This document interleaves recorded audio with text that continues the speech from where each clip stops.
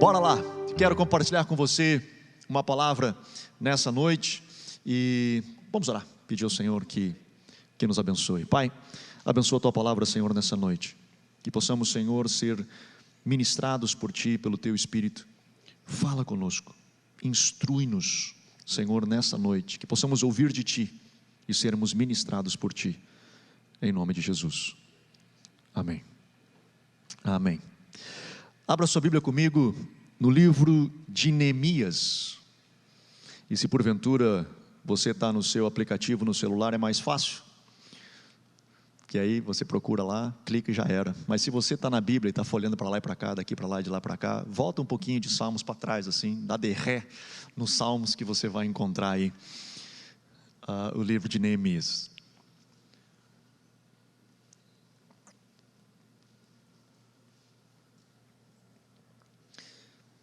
E eu quero fazer um recorte no livro, nos primeiros 6 capítulos, que é quando Neemias de fato reconstrói os muros. Ele reconstrói os muros de Jerusalém, e esse é o contexto do capítulo 1 ao capítulo 6. Eu quero meditar com você hoje nesse texto, porque hoje é o primeiro domingo do último mês do ano, e nós estamos aí nas vésperas de virar ano, e não sei para vocês, mas 2021 para mim passou muito rápido, cara.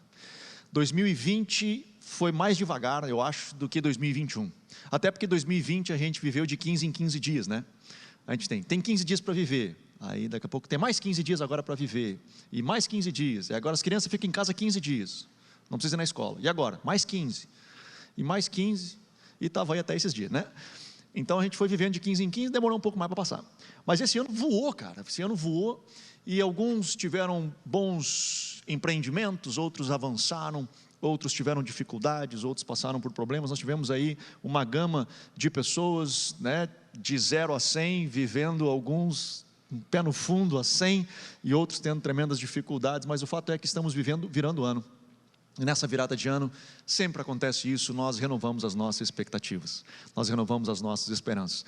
Não muda nada no nosso calendário, né? Virar o ano, a gente faz festa, foguete, aquela coisa toda, chega lá, não muda nada de fato, mas pelo menos nós renovamos esperança, nós renovamos expectativas, nós renovamos muita coisa, e é importante que nós temos, compartilhava ainda hoje de manhã isso, que eu aprendi com um cara que eu particularmente admiro pra caramba, que é um cara chamado Dan Duque. Eu tive o privilégio de traduzi-lo, é um missionário americano que vem no Brasil, tem ministrado em vários lugares, e eu tive o privilégio de traduzi-lo algumas vezes. Eu lembro, numa das conferências que ele veio, ele chegou um dia antes, e as mulheres, né, a esposa dele queria fazer compras, adivinha, compra, né? Aí as mulheres foram fazer compra, enquanto elas compravam, ficou eu e ele sentado, né, numa cadeira que a gente achou lá, esperando elas comprar, que é o que os homens fazem, né? As mulheres fazem as compras e os homens esperam. Aí nós estávamos lá esperando, e ele me fez uma pergunta que eu achei muito forte. Ele perguntou assim, como é que está... A pergunta não foi forte, mas a declaração depois, na resposta foi, ele perguntou, como é que está a expectativa para o evento, para a conferência? Eu falei, pastor, o pessoal está com grandes expectativas. Aí ele largou essa frase, que é muito forte. Ele disse assim, eu prefiro ter expectativas e não ser correspondidas, e eu me decepcionar, do que não ter expectativas. E eu achei muito forte, porque às vezes a gente, com medo de se decepcionar, não cria expectativas. A gente espera assim, tipo, cara, o que vier veio, qualquer coisa que chegar é legal e eu estou feliz. Mais ou menos a gente vive a vida no tipo, deixa a vida me levar, a vida leva eu, e se alguma coisa acontecer de boa, eu fico feliz, mas se não acontecer, eu já nem espero que aconteça para não me decepcionar. E ele disse justamente o contrário. Ele disse, cara, eu prefiro criar expectativas e me decepcionar do que não ter expectativa alguma, porque quando nós não criamos expectativas, nós ficamos à deriva, e quando nós criamos expectativas, nós temos a opção ou a possibilidade de alcançar algo e de ir avante, de avançar. Por isso eu quero encorajar você nessa noite a ter expectativas, e a minha ministração hoje é encorajar você a sonhar. Eu quero encorajar você a projetar, eu quero encorajar você a botar para fora aquilo que o Espírito Santo tem gerado dentro do seu espírito, que Ele tem colocado dentro de você, coisas que você tem aquela chama que queima aqui dentro. Eu quero encorajar e quero, acredito eu, poder contribuir com você nessa noite, com algumas ferramentas que lhe ajudarão a chegar no objetivo que você espera. Por isso, abre lá em Neemias capítulo 1, e eu quero falar com vocês hoje 10 coisas que Neemias fez, ou 10 realidades que Neemias experimentou, 10 facetas do seu projeto, 10 expressões de quem está vivendo ou buscando alcançar aquilo que sonha. E a primeira delas que eu quero conversar com você está logo no verso 3 do capítulo 1 de Neemias. E diz assim: eles me disseram, os que sobreviveram ao exílio e estão de volta na província, encontram-se em grande aflição e opróbrio. Os muros de Jerusalém estão derrubados, e as suas portas queimadas a fogo. Quando ouvi essas palavras, assentei-me e chorei. Lamentei por alguns dias e estive jejuando e orando perante o Deus dos céus. Como eu falava para vocês, os muros de Jerusalém haviam sido destruídos, haviam sido derribados. Neemias ouve essa história e ele se constrange, porque afinal era a sua cidade, era a terra onde os seus pais estavam enterrados, e ele diz: puxa vida, eu não posso deixar. E ali ele vai orar e jejuar, e ali acende uma chama no coração dele de restauração. Ele entende: cara, eu preciso fazer algo, eu não posso ficar indiferente a essa realidade, eu preciso fazer algo para mudar essa situação que está ao meu redor. A primeira coisa que Neemias tem, a primeira coisa que Neemias recebe, para que ele se torne quem ele se tornou e fazer o que ele fez, a primeira coisa que ele recebe é uma visão. É um chamado que queima dentro do seu peito, é algo que nasce aqui dentro, é uma chama que nasce aqui dentro, e eu acredito que você a tenha. O Espírito Santo tem derramado dentro de nós projetos, sonhos, visões, e seja ele o que for, pode ser um projeto de uma família, pode ser o projeto de uma restauração de um casamento, restauração do relacionamento com os filhos, pode ser um projeto de uma empresa, de um negócio, de um investimento, pode ser um novo emprego, pode ser um projeto de ministério, de chamado, pode ser algo que o Senhor tem colocado dentro de você, dizendo assim: puxa vida, eu entendo que o Senhor me chamou para eu fazer isso, para eu estar envolvido nisso, alguma coisa que queima dentro do seu coração. Eu não sei o que acontece, eu não sei como passa isso dentro de você, mas eu sei sim, o Senhor colocou uma chama aí dentro. Todos nós temos essa chama. Na verdade, os grandes líderes, o que diferenciam grandes líderes de pessoas comuns é uma coisa só. Por muito tempo eu tentei entender isso, principalmente quando nós começamos a CTF estudando liderança, tentando entender como eu, afinal agora, estaria liderando um grupo de pessoas. Como seria esse processo? Estudando liderança, a gente descobre uma coisa, que os líderes eles são distintos, eles têm características distintas, alguns são mais extrovertidos, outros introvertidos, uns gostam de aparecer mais em redes sociais, outros não tanto, uns são muito falantes, outros são mais quietos, e nós temos características distintas, uns estão mais numa área, outros estão em outras, uns atentam a isso, outros atentam a outras coisas. Estou falando isso tanto dentro de igreja, quanto no mundo fora da igreja, né? Fora das quatro paredes da igreja, nós vemos o chamado mundo secular, né? Nós vemos isso fora. Os líderes eles têm características distintas, mas eles têm uma única coisa em comum. Todos os líderes, os grandes líderes têm uma única coisa em comum, que é uma grande visão, é um chamado que habita dentro deles, e eles dão a vida por isso, e essa visão, ela é sempre maior do que eles e para fora deles. Eu vou voltar nesse ponto mais para frente, mas essa visão, ela é maior do que eles e é para fora deles. Tanto que esses grandes homens, pegando por exemplo grandes empresários, que se tornam bilionários, eles não param de trabalhar, eles têm dinheiro para os bisnetos deles viverem, e eles não param de trabalhar. E por que eles não param de trabalhar? Porque eles não trabalham por dinheiro, eles trabalham por uma visão, eles trabalham por uma paixão, uma chama que queima dentro deles, e por isso eles dão a vida deles por isso. Primeira coisa que Neemias tinha era uma visão, queimou uma chama dentro dele, acendeu uma chama dentro dele, e ele disse: cara, eu vou fazer isso, eu vou fazer isso. Acredito eu, e vou repetir isso, que todos nós temos uma chama que queima dentro. Alguns pode ser uma chama que vai impactar muita gente, outros talvez não tanto, um grupo menor, e não importa, mas existe uma chama que queima dentro de você. Sabe qual é o problema de muitas pessoas? É que elas param aí, e elas não dão um passo para frente.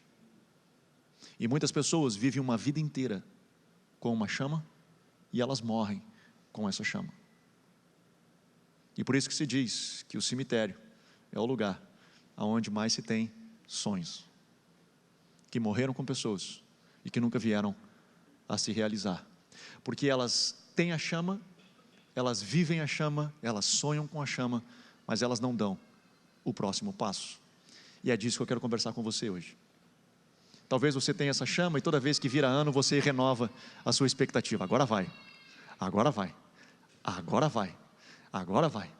E faz 10 anos, 15 anos, 20 anos que você está no agora vai, com essa chama aqui dentro, e gostaria de viver essa chama, mas ela de fato não acontece. Neemias tem essa chama e ele dá o segundo passo. O primeiro passo é visão. O segundo passo inicia no capítulo 2, o verso 1, ele diz assim, eu falei 10 passos, né? Fica tranquilo, vai ser rápido, não te preocupa. Os caras pensaram, 10, Jesus amado. No primeiro ele demorou 20 minutos. Calma, vai dar tudo certo, eu acho. Neemias capítulo 2, o verso 1 diz assim, no mês de Nissan, no 20º ano do rei Artaxerxes, quando lhe trouxeram o vinho e eu tomei e dei ao rei, nunca antes eu estivera triste na presença dele. Assim o rei me perguntou, por que está triste o teu rosto se não estás doente? Não é isto senão tristeza de coração, temi sobremaneira. Mas disse ao rei, viva o rei para sempre, como não estaria triste o meu coração, estando a cidade, o lugar dos sepulcros dos meus pais assolada, e tendo sido consumida as suas portas pelo fogo? Disse-me o rei, o que me pedes agora? Então orei ao Deus do céu e respondi ao rei, se é do teu agrado do rei, se é do agrado do rei, se o teu servo achou favor em tua presença, peço-te que me envies a ajudar a cidade dos sepulcros dos meus pais, para que eu a reedifique. Ele tinha uma chama, e quando surgiu a primeira oportunidade, ele deu um passo. A segunda coisa que Neemias fez foi ação. Ele começou a dar um passo em direção ao seu sonho. Ele tinha todo o projeto? Não, e nós não teremos todo o projeto. Nós temos uma chama que queima dentro, e nós damos um passo. Nós precisamos dar um passo, mas como vai ser lá na frente, eu não sei. E muitas das vezes nós temos medo de dar um passo, porque nós temos medo de errar, nós temos medo de cometer o erro. Então nós ficamos esperando até que nessa visão nós tenhamos tudo certinho, parece que tudo vai dar certo, que tudo vai ficar bem. Nós esperamos que as coisas caiam do céu pronto. Esse é o problema nosso, talvez, dos crentes. Eles acham que tudo vai cair do céu, que de alguma forma o Senhor vai vir e vai nos abençoar, e nós ficamos na expectativa. Nós temos uma chama, mas ficamos esperando. Neemias não esperou, ele deu um passo, ele orou ao Senhor. A chama estava aqui dentro, ele sabia, eu preciso reedificar a cidade. Ele tinha claro, como eu vou fazer isso eu não sei, como vai acontecer não sei, quando vai acontecer eu não sei, mas tem uma chama aqui dentro.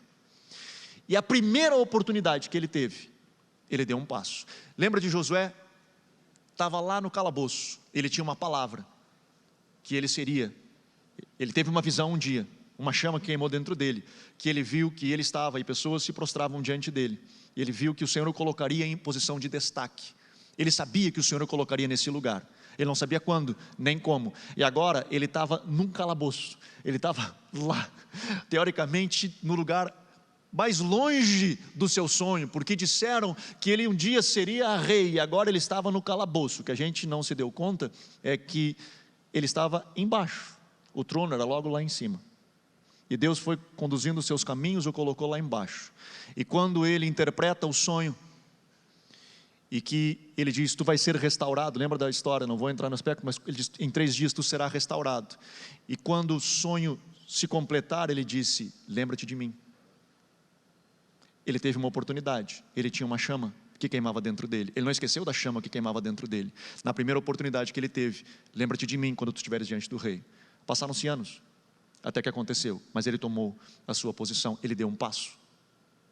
Ele deu um passo. Neemias chega, rei, deixa eu te falar, eu não tenho como ficar aqui, tem uma chama que queima dentro de mim, eu preciso ir. Se eu achar graça aos teus olhos, me libera, eu preciso ir. E aí o rei diz, bora vai, ele diz, mas eu preciso mais, eu preciso cartas. Se você ler a história, ler um pouco mais para baixo, você vai ver que ele pede cartas, porque ele diz, eu preciso avançar, preciso levar material para reconstruir, preciso madeira, preciso um monte de coisa. E ele vai e conduz isso, e ele vai adiante. De novo eu digo, muitas pessoas, elas param nessa hora, porque elas têm medo de errar.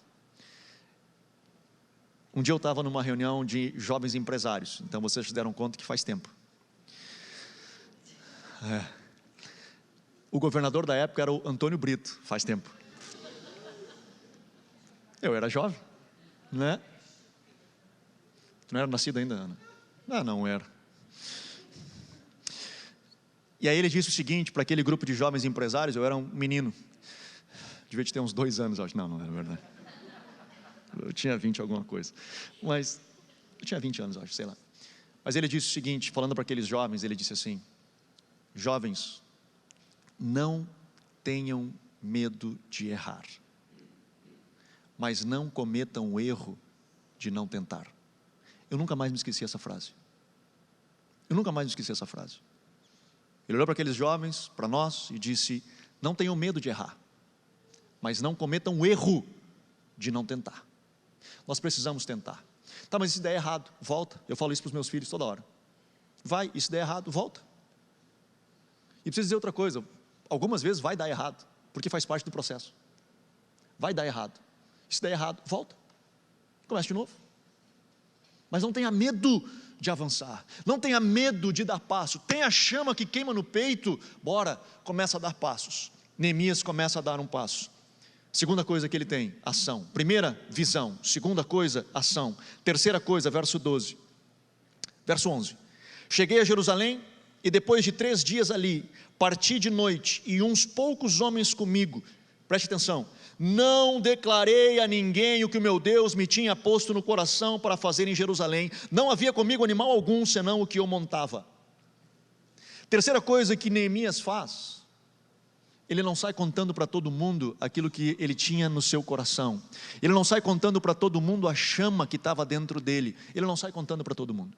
Ele tinha alguns poucos homens com ele, que acreditavam com ele naquele projeto. E eles, cara, vem comigo, vamos caminhar junto. Mas ele não sai anunciando para todo mundo isso. Porque muitas das vezes, quando nós lançamos ao ar essas palavras, elas são consumidas. Olha o que Maria, esposa de José, tem uma experiência, o anjo aparece para ela e diz: salve agraciada, o Espírito Santo é contigo, você vai ter um bebê, vai ser gerado pelo próprio Deus, e ele se chamará Emanuel. E aí ele diz assim, um anjo: a tua prima, Isabel, ela teve uma experiência semelhante à tua. E o anjo avisa ela. E por que ele avisa ela? Quando Maria fica grávida, ela vai conversar com quem? Com Isabel. E por que ela vai conversar com Isabel? Porque se Maria tivesse chegado para conversar com os seus pais, e tivesse dito assim: pai, você não sabe o que aconteceu. Eu tive uma visão, eu tive um anjo veio e fiquei grávida, sem estar casada. Ela, pela lei, era passível de morrer a pedradas, assim como aquela mulher adúltera, lembra? Que os homens estavam com pedras e iriam apedrejá-la. Ela cometeu adultério e ela seria apedrejada, ela morreria. Jesus, a visão, o projeto, morreria antes mesmo de nascer. Ela precisou sair da onde ela estava, ir encontrar com alguém que estava grávida do mesmo projeto, da mesma visão. Grávida de João Batista, que seria o precursor de Jesus, que prepararia o caminho de Jesus. Aquela mulher entendeu a experiência de Maria, porque ela teve uma experiência com o mesmo anjo, que falou com o seu esposo. Ele não saiu contando para todo mundo. Às vezes nós saímos contando para todo mundo, para pessoas que não acreditam conosco, que não estão felizes conosco pelo nosso sucesso, ou pelo projeto que cai com a gente. E muitas das vezes o projeto morre na casca, e nunca vem à tona, porque ele foi destruído por outras pessoas que não conseguiram acreditar conosco. Neemias entendia isso. Tem uma chama que queima dentro, ele diz: cara, mas eu preciso estar com pessoas que vão acreditar comigo, eu preciso me cercar de pessoas que acreditam comigo nesse projeto, e elas, nós vamos dar as mãos, e nós vamos caminhar. Terceira coisa que Neemias faz, ele não sai compartilhando com todo mundo, apenas com um grupo de pessoas específico, que estava ao redor dele, e ele diz: cara, com essa eu posso compartilhar, porque ela também foi tocada pela mesma semente, ela também foi tocada pela mesma visão, dentro dela existe uma chama, que acredita igual a minha. A quarta coisa que acontece, falei que era rapidinho, eu estou na quarta, diz assim no verso 13: saí de noite pela porta do vale, na direção da fonte do dragão, na porta do monturo, e contemplei os muros de Jerusalém que estavam derrubados, e as suas portas que tinham sido consumidas pelo fogo. Passei pela porta da fonte, e ele vai falando, e no verso 17, então lhes disse: bem vede vós em que estamos, Jerusalém está em ruínas e as suas portas queimadas a fogo. Vinde, reedifiquemos os muros de Jerusalém, para que não estejamos mais em opróbrio. Neemias, ele faz a quarta coisa, que é sondar a área. Ele vai e sonda Jerusalém. Ele pega esses homens e ele sonda Jerusalém. Ele passa por todo lugar e vai conhecer o que ele precisa reedificar. E ele vai a essa porta, ele vai a essa porta, ele vai a essa porta, ele vai a outra porta, e ele dá uma volta em Jerusalém. E ele descobre, cara, é isso que eu preciso restaurar. Se você tem um projeto, se você tem uma chama que queima dentro de você, você precisa analisar o ambiente onde você está inserido. Se você quer iniciar um projeto, se você quer iniciar um negócio, por exemplo, você precisa saber quem são os seus concorrentes. Quem são os seus principais concorrentes? Como é o mercado que você está inserido? Você precisa olhar ao redor. Não se larga tipo bicho. Bora, vamos lá. Tem uma chama dentro do meu peito e vai acontecer. Cara, analisa o mercado. Olha ao redor. Estuda, pensa, projeta, sonda. Tenta saber o máximo que você puder. Não vai saber tudo, ainda vai dar erro, ainda vai ter problema. Talvez você vai dar uma investida que vai dar errado e faz parte, como eu já disse. Mas sonde.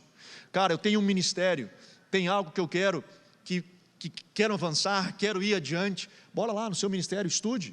Cara, eu quero trabalhar com homens. Vai estudar os homens. É bem mais fácil. Se você tiver que trabalhar com mulher, aí sim complica, né? Porque aí é mestrado, doutorado, pós-doutorado, vai ter que estudar muito, e ainda assim não vai, né? Não vai. O Tim era pequeno um dia, ele chegou para mim, ele era pequeno, ele chegou para mim e disse assim: pai, eu não entendo as mulheres. E eu olhei para ele e disse: vai se acostumando. É assim mesmo, o resto da vida. Cara, vai estudar, vai se preparar. Eu não sei o que o Senhor está te chamando, mas vai conhecer, vai o máximo que você pode, vai estudar. Se prepare para isso. Não pensa de novo que as coisas vão cair do céu, não vai, do nada. O Senhor vai usar aquilo que tem nas suas mãos. Pode não ser muito, mas Ele vai usar quando você coloca nas mãos do Senhor. Por isso, se prepare. Se prepare, o máximo que você puder, porque Ele vai usar aquilo que está nas tuas mãos. Foi assim com Moisés. Moisés, o que você tem na mão? Cara, eu tenho uma vara, então vai ser a vara mesmo, que eu vou usar. O que o menino tem? Tem 5 pães e 2 peixes, então vai ser 5 pães e 2 peixes que eu vou usar. Coloque alguma coisa na sua mão, vai estudar, se prepare. Talvez não vai ser o supra-sumo, mas isso que você estudou, nas mãos do Senhor, vai alimentar a multidão. O Senhor vai usar isso para tocar pessoas, para capacitar vidas. A quinta coisa que nós vemos é o capítulo 3. E eu sou apaixonado pelo capítulo 3. Você começa a ler o capítulo 3 de Neemias e só tem nome de gente. E o que eles fizeram? É chato pra caramba de ler. Pensa num capítulo chato. A gente fica pensando assim, para que está aqui esse negócio, né? É que nem Números, tu vai ler Números na Bíblia, é um livro chato de ler. Desculpa os irmãos que gostam, mas é chato. É, porque é um monte de número, né? E o fulano, e descendência, e que foi, e que não sei o quê. Aí tu fica pensando, para que esse negócio? Cara, eu sou apaixonado pelo capítulo 3, por uma razão simples. Quando Neemias decide, bora lá, eu tenho a visão, eu tenho uma ação, fiquei quieto, planejei, sondei a área, estou preparado, eu digo, bora lá, agora nós vamos começar. E para você começar, você não faz sozinho. Para você começar, você não consegue fazer isso só, você vai precisar de gente. Pessoas vão acreditar com você nesse projeto. E quando pessoas juntarem com você nesse projeto, não esqueça delas. Não esqueça delas. Aqui Neemias escreve o nome de cada um deles, que você não sabe nem quem são. Mas Neemias eterniza o nome desses caras, porque ele entendeu que esses caras foram importantes na sua história. Quando nós falamos da reconstrução dos muros, nós lembramos de Neemias. Para nós, parece que para nós foi importante. Para Neemias, ele escreve um capítulo inteiro, descrevendo quem foram os caras. Eu falei um dia para a nossa liderança, né, uma frase do John Maxwell, que é um pastor que fala para empresários sobre liderança. Ele diz o seguinte: se você chegou ao sucesso sozinho, você deve ter feito alguma coisa errada. Porque nós não chegamos lá sozinhos. Nós temos pessoas que estão junto conosco, e nós precisamos reconhecê-las. Então, essa chama que queima dentro do seu coração, À medida que você começa a botar para fora e pessoas acreditam com você, reconheça, valorize essas pessoas, reconheça aqueles que estão ao seu redor, reconheça aqueles que têm dado a vida pelo seu chamado, pela sua visão, por aquilo que está ao seu redor, reconheça, e diga: cara, muito obrigado por isso que você tem feito, porque nós temos um corpo, é uma equipe, é um time que caminha junto, não somos sós, nós não somos os caras, nós somos um grupo de pessoas que caminha junto em um projeto. No capítulo 4, nós vemos a sexta coisa, que ele inicia a partir do verso 2, diz assim: e disse na presença de seus irmãos e do exército de Samaria, que, está falando de Sambalate, agora vem os mano, o Sambalate e Tobias, ia chegar, né, o dia deles, ia chegar a hora deles, e eles vêm. Deixa eu ler o verso primeiro. Quando Sambalate ouviu que reedificávamos o muro, ardeu em ira e se indignou muito e escarneceu dos judeus. E aí vem a frase que eu estava lendo. E disse na presença dos seus irmãos e do exército de Samaria: que fazem esses fracos judeus? Permite-se-lhes isto? Sacrificarão? Acabarão a obra num só dia?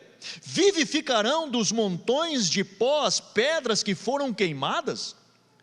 E aí Tobias, o amonita, que estava ao seu lado, disse: ainda que reedifiquem, vindo uma raposa, derrubará o seu muro de pedra. Olha que coisa doida, preste atenção.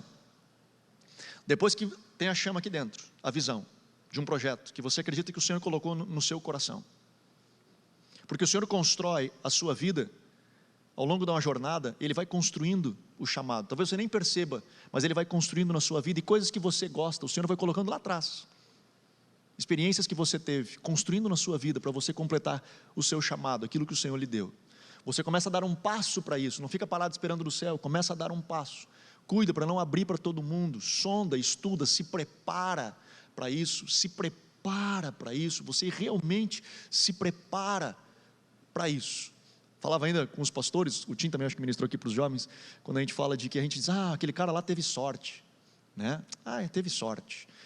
Eu gosto dessa definição, que a gente não sabe nem de quem que é, mas que diz o seguinte: que sorte é quando a preparação encontra a oportunidade, é quando tanto que eu me preparei, quando apareceu a oportunidade, eu caio para dentro. Então isso é sorte. O cara teve sorte, claro, porque ele se preparou para caramba. O Duncan, que ministrou aqui alguns dias atrás, ele tem uma frase que eu curto para caramba, ele diz assim, falando sobre os pregadores, que gostam de pregar espontaneamente, tipo assim: não, a Bíblia diz: abra a tua boca que eu encherei. Então eu não me preparo nada, eu vou lá e prego o que vier na telha e bora lá. E o Duncan, ele diz o seguinte: espontaneidade é fruto ou privilégio de uma grande preparação. Se você se preparar bastante, se você realmente tiver uma profunda preparação, vai chegar um momento que você poderá ser espontâneo, porque você vai ter tanta bagagem e tanta estrutura que você pode se dar ao luxo de ser espontâneo. Mas até lá tem que suar a camiseta, mano. Até lá nós temos que correr atrás, tem que suar, tem que se preparar, a gente tem que querer. É que hoje a gurizada ela tem uma dificuldade, é que a gurizada, a geração de hoje, a nova, ela tem visto hoje jovens, muitos jovens, que abriram uma startup, que criaram um aplicativo e estão ricos, aí com 25 anos já está querendo se aposentar. Aí eles entram no mercado de trabalho na expectativa disso, assim: cara, eu quero ser rico, com 25 anos eu quero me aposentar. O que ele não se deu conta é que, primeiro, esses que conseguiram isso são fora da curva, é gente que não é todo mundo, é fora da curva, e outro, eles não começaram com 22, esses malucos já são fora da curva desde 12, esses caras já estão correndo atrás, esses caras já estão pensando, esses caras já estão maquinando, estão vivendo isso intensamente, porque não acontece do nada, acontece de muita preparação, de estudo, de trabalho, de correr atrás, de virar à noite, acontece assim. Então, estude, se prepare, e aí, não esqueça de quem juntar com você, não esqueça quem vai caminhar contigo. Tem o capítulo 3, a lista daqueles que caminham com você, e os honre e prepare. Mas eu preciso dizer um negócio: quando você começar a edificar, depois que você passou por tudo isso que eu acabei de dizer, e você começar a edificar, e começar a aparecer aquilo que você estava edificando, que antes era só projeto, que antes era só ideia, que antes só estava no teu coração, estava na sua mente, era algo que você compartilhou com poucos, mas quando você começa a construir, quando você começa a aparecer aquilo que você está fazendo, aparecerá Sambalate e Tobias, certo? E eles vão começar com a primeira coisa: tentar desqualificar você. Vão começar a dizer assim: quem são esses malucos aí, para fazer esse negócio aí? Quem é esse cara? Olha aí, pensando, cara, que eles vão conseguir fazer isso em um dia? Tão maluco. E aí vem o Tobias e diz, cara, e mesmo que eles consigam, vai vir uma raposa, que é um bichinho desse tamanho, vai bater no muro, o muro vai cair. Isso vai acontecer. Não é se porventura isso acontecer, estou lhe dizendo, irá acontecer. Aparecerão os Sanbalates e os Tobias para destruir o seu sonho, porque o inimigo faz isso. E às vezes nós até nos auto-sabotamos, porque nós temos dificuldade de lidar com a crítica, nós temos dificuldade de lidar com a pedrada que vem até nós, nós temos dificuldade de tomar pedrada. O que Neemias entendeu isso, e Neemias soube pegar a pedrada e botar lá no muro. Ele usou da pedra que jogaram nele para fazer o muro. E nós precisamos aprender isso. Nós precisamos aprender a extrair daquilo que está vindo contra nós, ao nosso favor, ao nosso benefício. Eu sei que para mim foi difícil, por exemplo, quando nós iniciamos com a internet, que foi acho que 2016, por aí que nós começamos com a escola de ministérios, depois colocando os nossos cultos, acho que os cultos foi 2017, se não me engano, quando nós começamos a colocar os cultos. E nós podíamos ter feito isso antes. E eu não comecei antes, por minha culpa. Porque a galera diz, vamos, eu digo, espera. Porque agora nós estamos a um ponto de ir para a internet. E quando nós formos para a internet, nós vamos tomar pedrada. Nós vamos tomar pedrada. Porque sempre tem os haters por aí, né? Que eles gostam de meter pau. Tu nem entende por quê, mas toma pau. E aí, cara, vai ter, eu sei que vai vir, então espera um pouquinho. Eu preciso aprender a lidar isso dentro do meu coração primeiro. Antes de eu me expor, eu preciso aprender a lidar com isso. E conseguir entender que isso vai vir e eu não me abater. E eu não cair, e eu não desmoronar toda vez que um hater lançar uma palavra de ódio. E eu não achar que, puxa vida, será que esse cara não está entendendo? Eu estou aqui com o meu coração aberto, estou tentando ajudar, não sei o quê. Né? Tu começa a pensar assim. Eu digo, cara, espera, eu preciso lidar isso bem no meu coração. E passou uns meses onde, beleza, gurizada, agora bora. Bora lá, que agora acho que eu estou com o lombo duro. Agora nós conseguimos avançar e tomar pau. Porque vou apanhar, e pessoas vão falar, e eu preciso estar bem com isso. Eu precisei realmente lidar dentro do meu coração para poder lidar com essa situação. Porque isso vai acontecer com você. Pessoas vão falar mal de você. E sabe qual é o problema? O problema é quando nós acreditamos nisso. O problema é quando nós acreditamos, puxa vida, eu não sou esse cara mesmo. Puxa vida, eu não tenho condições. Puxa vida, estão falando disso. E primeiro ele desqualifica você e o que você faz. Ele desqualifica você e o que você faz. E sabe quem tem o maior poder de fazer isso? É aquelas pessoas mais próximas de você. É o pessoal perto de você. É aquela galera que está perto de você. Que a fala dele balança. E isso é muito doido, porque às vezes o que ele está dizendo não tem nem a intenção de fazer isso. Mas o inimigo usa a fala dele dessa forma para a gente. É a forma que a gente lê. Porque às vezes a gente não acredita na gente mesmo. Né? Não precisa fazer assim com a cabeça, só pensa no coração. Mas a gente não acredita na gente mesmo. A gente duvida da gente. A gente fica, será, cara? Pá, pior que é mesmo. Aí o inimigo lança uma sementinha assim, a gente fica assim, e é verdade, porque eu me conheço, eu sei que eu não consigo fazer esse troço aí. Só que, cara, lembra, aquela chama que nasceu aqui, não nasceu do nada. Foi o Senhor quem colocou aqui dentro. E eu gosto mais do texto de Efésios que diz assim, Deus é quem efetua tanto o querer, quanto o realizar. Então assim, o Senhor planta a semente e ajuda a completar. O que a gente faz é só não atrapalhar. E às vezes a gente consegue se auto-sabotar. Olha que coisa doida. O Senhor quer fazer algo através da vida da gente, a gente consegue se auto-sabotar. Por pensamentos que a gente tem, por crenças que a gente tem, enfim, conceitos falsos que a gente carrega e que nos limitam. Então deixa eu lhe avisar. Virão Sanbalates e Tobias para destruir o seu projeto. Virão. E eles, a primeira coisa que vão fazer é desacreditar você e depois desacreditar o seu projeto. Eles vão desqualificar você e desqualificar o que você está fazendo. E aí, cara, que entra o sétimo.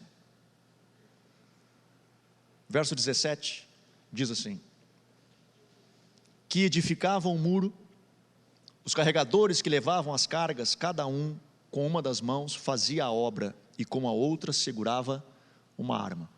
Olha que coisa doida. Enquanto uma mão colocava o tijolo, que não era tijolo, mas enfim, a pedra. Com a outra, ficava com a arma. Porque eles disseram assim, cara, agora é hora de guerrear. Não vai ser de barbada. Eu vou enfrentar dificuldades. Aquilo que eu falava, não caiu do céu. Eu tenho que lutar, e vou ter que lutar muito. Então assim, com uma das mãos eu vou continuar fazendo o que eu estou fazendo, e com a outra eu vou lutar. Eu vou lutar contra esses pensamentos, eu vou lutar contra essas falas, eu vou lutar contra essas coisas. Vai ser guerra, mas eu vou avançar. Eu vou avançar. Não vai ser de barbada, vai ser difícil. Talvez me aposente com 25 anos, mas não foi de barbada. Eu não, né? Alguém. Talvez dê certo. Mas é muita coisa, cara, é muito chão, é muito choro, é muita lágrima, é muita noite acordado, pensando, projetando, é muito perder cabelo, branquear cabelo, acontece, faz parte, e nós precisamos estar preparados para isso. Se tem essa chama que queima aqui dentro, cara, tem que acompanhar, tem que ir, tem que avançar, faz parte, tem que lutar. E lutar muito. A oitava coisa que acontece no capítulo 5, e eu não vou ler o capítulo 5, mas no capítulo 5, eu não sei no título na sua Bíblia, na minha está assim, Neemias ajuda os pobres. E aqui ele começa, no capítulo 5, ele começa a descrever as pessoas que estavam em dificuldades e como ele decidiu ajudá-las nesse projeto todo. E aí que entra o que eu falava lá no início, a visão, as grandes visões de grandes homens de Deus, elas são maiores do que eles, de homens de Deus ou homens de negócio, qualquer um, elas são maiores do que eles, e são para fora deles. Neemias entendia isso. Ele podia dizer, cara, eu fui chamado só para construir muro, eu sou pedreiro, eu sou construtor, eu construo o muro, que se exploda o resto. A visão, para que pessoas caminhem com você, para que pessoas elas queiram andar com você, ela necessariamente precisa ser maior do que você, porque ela tem que dar um passo que você sabe que em condições você não consegue dar sozinho, você vai precisar de ajuda de pessoas, e no nosso caso de Deus, mas ela tem que ser para fora de você, ela não pode morrer em você, ela não pode acabar em você. Neemias entendeu isso e ele tinha essa consciência de uma ação social, seja a sua visão, seja o seu ministério, seja o que você for, seja um departamento na igreja, seja o que for, seja um negócio que você vai começar, um empreendimento que você vai começar, se você quer fazê-lo grande, ele precisa ser maior do que você, mas para fora de você, ele não pode acabar em você. A sua empresa não pode existir para sustentar a sua família, só. Obviamente que ela vai ter que existir para dar lucro, obviamente que ela vai ter que existir para poder sustentar você. Você não está colocando a empresa só para ajudar os outros, você está colocando para a sua vida, sua casa, né? Você poder viver bem, enfim, afinal você está dando a sua vida por aquilo ali, mas ela não pode morrer ali, porque se ela morrer só na sua casa, só na sua família, sua vida é muito pequenininha, e pessoas não darão a sua vida para caminhar com você, para ajudar você a ficar rico. Elas vão estar com você, ao redor de você, caminhando com você, se você conseguir entender algo um pouco maior do que isso. Se a visão da CTF ela morrer só para nós aqui, ela é muito pequena. Se nós aqui nos reunimos para só viver para nós, e nós nos regozijamos e nos amamos, mas estamos só para nós, ela é muito pequena. Se nós queremos de fato poder causar um impacto, ela tem que transbordar para fora. Ela não pode morrer aqui, ela não pode ficar só em nós, ela não pode estar só centrada em nós. É muito pequeno, é muito pouco. Nós vivemos para nós mesmos. O cristianismo só é o cristianismo e só causou impacto no mundo inteiro até hoje, porque ele tem 2 mandamentos: amar a Deus e transbordar para fora. Por isso que ele é hoje o que ele é hoje, e ele é revolucionário até hoje, e ele causa impacto até hoje no mundo inteiro, porque ele nos conecta com o Senhor e nos faz transbordar para fora.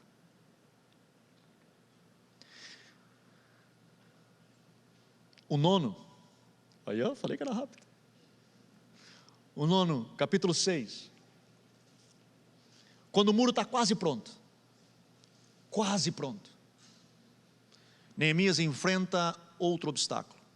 Aparece de novo Sanbalat e Tobias, mais uns malucos ali, junto, para dar uma força. E nessa aparição, ele diz assim, a partir do verso 1 do capítulo 6.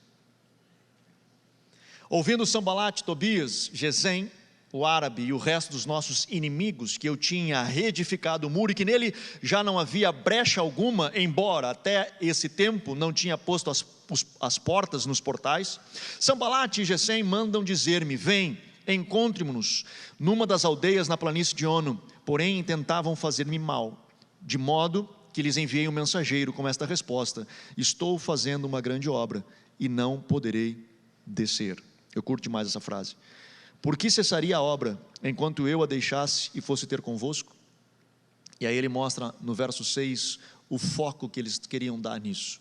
Diz assim: e na qual estava escrito: entre as gentes se ouviu a Gesem, diz que tu e os judeus intentais revoltar-vos, por isso edificais o muro. Além do mais, segundo se diz, queres ser o rei deles, e puseste profetas para proclamar a teu respeito em Jerusalém, dizendo que há rei em Judá. Ora, essas coisas chegarão aos ouvidos do rei, portanto vem e consultemo-nos, mande-nos a resposta de tudo que dizem. Coisa nenhuma aconteceu, era o teu coração, é tu quem inventa, diz Neemias. Olha a estratégia dos caras. Eles chegam para Neemias e dizem assim: Neemias, vem conversar com a gente. E Neemias diz: não vou, cara, eu não vou, porque eu estou fazendo uma grande obra e eu não posso descer, eu não vou. Eles: não, mas deixa eu te contar por que eu quero que tu venha. Porque tem um boato aí, que tu quer ser rei, e tu está fazendo tudo isso aí para ser rei. Tu vai te revoltar, tu está construindo os muros e tu vai te autoproclamar rei, e vai chamar a galera, que tu vai ser herói, todo mundo vai ficar feliz com o que tu fez, e tu vai te proclamar rei. O que estava acontecendo aqui? A parte deles estarem inventando uma mentira, mas a mentira que eles estavam inventando era para tirar Neemias do foco, para desvirtuar Neemias do foco. E isso acontece direto. Todas as vezes que nós estamos em um projeto, nós somos tentados a desviar do foco. E para permanecer no foco, preste atenção, não é só dizer sim para aquilo que está no projeto. Às vezes a gente pensa assim: cara, eu preciso dizer sim para o que está no projeto, eu tenho que ter foco, eu preciso dizer sim para o projeto, sim para o projeto. Preste atenção, isso é muito sério. Para nós nos mantermos no foco, não basta só dizermos sim ao projeto. Muitas das vezes nós vamos precisar dizer não para outras boas oportunidades.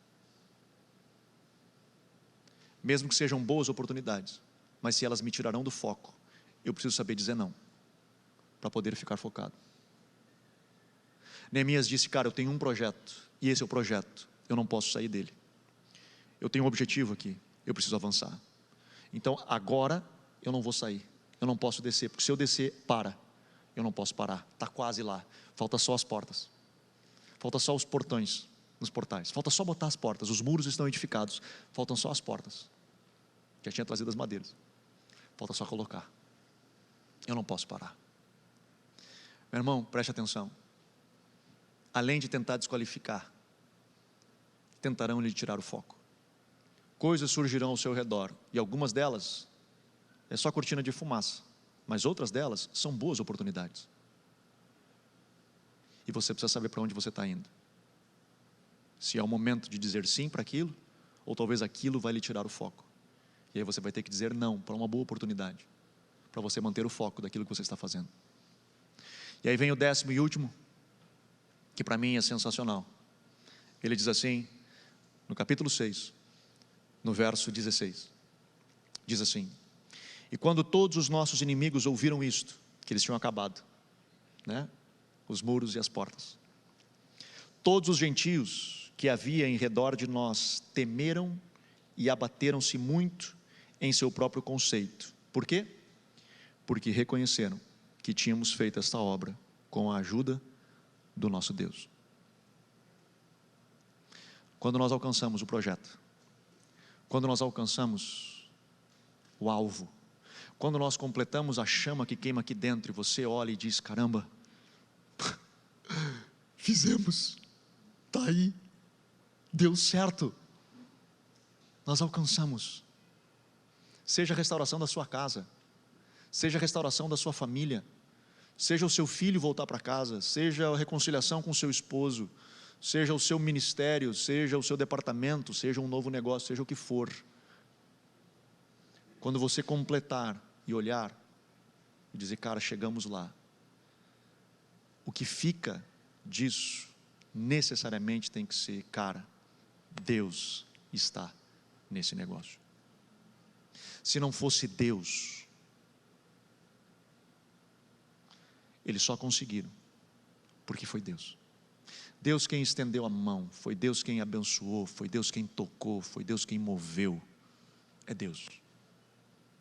Porque se chegar no final e o resultado for qualquer outro, se você chegar lá e completar e achar que você é bom o suficiente, que você é o cara, que você é fera pra caramba, provavelmente, cara, o seu negócio tem os seus dias contados. Provavelmente o seu ministério tem os dias contados, e provavelmente essa restauração talvez tenha os dias contados. Mas quando nós conseguimos chegar lá e olhamos e dizemos assim: só Jesus, mano, que coisa doida, Jesus, eu quero te agradecer, porque eu não sou bom, mano, nem eu acreditava em mim. Eu ainda estava lá no capítulo 2 ainda de Neemias, eu não acreditava em mim ainda, estava numa confusão, mas o Senhor acreditou em mim, o Senhor me encorajou, e olha o que deu, top, bom demais. 2022 está às portas, está aí, mano, 20 dias, um pouquinho mais, está aí, batendo. Sua esperança renovada, sonhos renovados, os renove. Tenha sonhos, precisamos sonhar.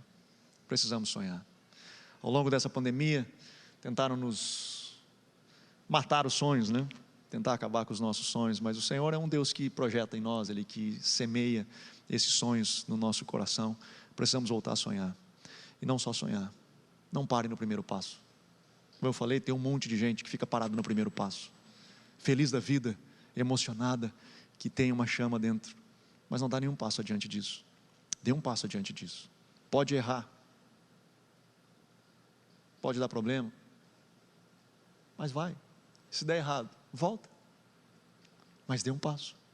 Comece a avançar, comece a se colocar à disposição. Pare só de sonhar, comece a viver a realidade. Para você chegar no capítulo 6, tem um bocado de coisa ainda para se viver, tem um bocado de coisa para avançar, mas ele começa com uma visão, mas depois tem um próximo passo. Amém? Vamos ficar de pé?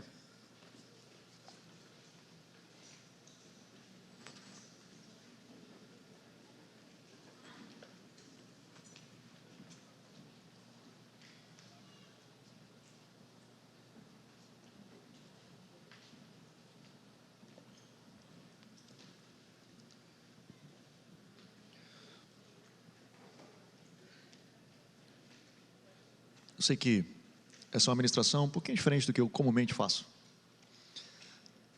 com uma lógica talvez um pouco diferente, mas ao longo já de pelo menos uns 15 dias, o Senhor, meus tempos de devocionais, eu vou para outros textos e eu acabo voltando para Neemias, vou para outros textos e quando vem, pum, cai em Neemias de novo. E eu entendi que o Senhor deseja realmente nos preparar para algo nesse tempo de 2022. Tempo de levantarmos os nossos olhos, olharmos aos céus e vivermos aquilo que o Senhor tem projetado para cada um de nós. Que possamos viver em nome de Jesus. Amém? Feche seus olhos. Vamos orar.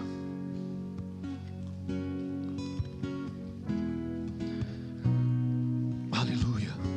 Papai, toma, Senhor, os teus filhos nas tuas mãos. Senhor, tu tens colocado no coração de cada um deles uma chama. Tu tens colocado no coração deles, Senhor, uma chama. Ela vem do teu Espírito. Senhor, ajuda-nos, Pai, a mantermos ela acesa, mas mais do que isso, caminharmos em direção ao sonho que tu tens colocado nos nossos corações. Seja ela qual for, seja a chama que for, que tu tens acendido no coração dos teus filhos. Senhor, não permita que o inimigo venha roubar esses sonhos. Talvez alguns deles, Senhor, já estão avançando neles e pararam quando Sambalate e Tobias vieram e os desacreditaram. E eles acabaram acreditando nas mentiras e travaram. Papai, restaura essa chama, restaura esse fogo, restaura, Senhor, em nome de Jesus. Que vem, Senhor, a tua graça sobre os teus filhos. Que vem, Senhor, a tua graça sobre os teus filhos. Move e ministra sobre cada um deles em nome de Jesus. Espírito Santo, toca e ministra em nome de Jesus. Aleluia.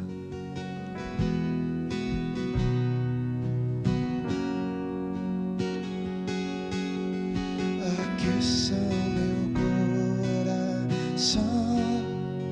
pra percorrer o caminho que tens pra mim. Mesmo que seja dor, eu quero prosseguir ao teu encontro.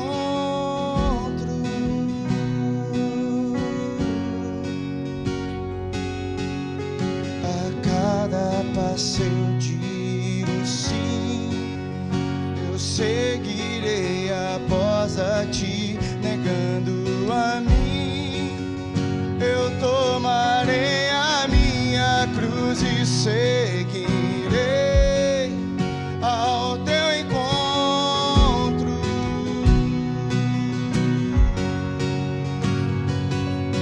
Dá-me um coração disposto, eu largarei tudo por você.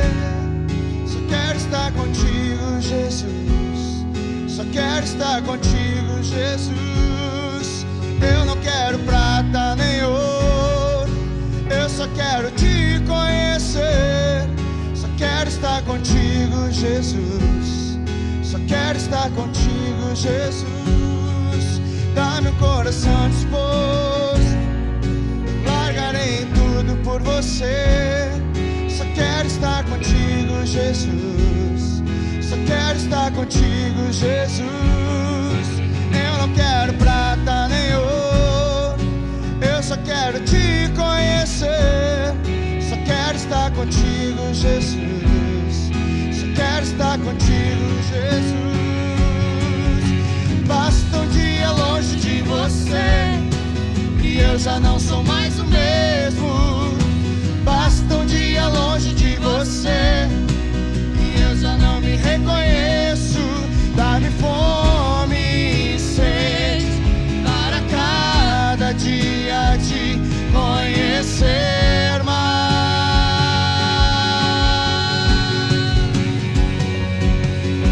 Basta um dia longe de você e eu já não sou mais o mesmo. Basta um dia longe de você e eu já não me reconheço. Dá-me fome e sede para cada dia te conhecer mais. Dá-me um coração disposto, eu largarei tudo por você. Só quero estar contigo, Jesus. Só quero estar contigo, Jesus. Eu não quero prata nem ouro, eu só quero te conhecer. Só quero estar contigo, Jesus. Só quero estar contigo, Jesus. Dá-me um coração disposto, eu largarei tudo por você. Só quero estar contigo, Jesus. Só quero estar contigo, Jesus. Eu não quero prata nem ouro, eu só quero te conhecer. Só quero estar contigo, Jesus. Aleluia. Dá-me um coração